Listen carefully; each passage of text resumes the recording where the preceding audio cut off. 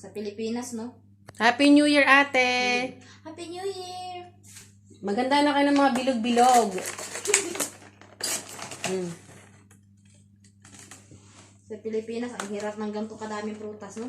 Mm. Naghihirap pa sa 13 eh. Hindi, yung grapes ang gagawin, pitong grapes, pitong ganito, pitong strawberry, lahat pito-pito.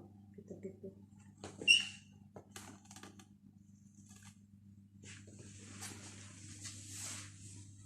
Busy si ating mag-ano. Ako taga-tanga lang ako dito, taga-kain. Sabi niya, nag-order siya. Nung watermelon. Oo. Ay, babalik yung driver. Sabi ko, wala akong natanggap. Tingin ko man sa kanya. Tingin siya. Hindi ko, wala akong natanggap. Ganyan.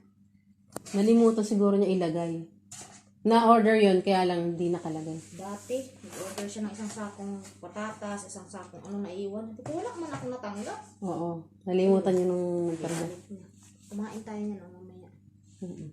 Ito, di ba ano yan? Dati yan. Oo. Yan ang unang pakain mo bukas. Bye guys, mag-ayos muna si ate. Nalata na siya guys.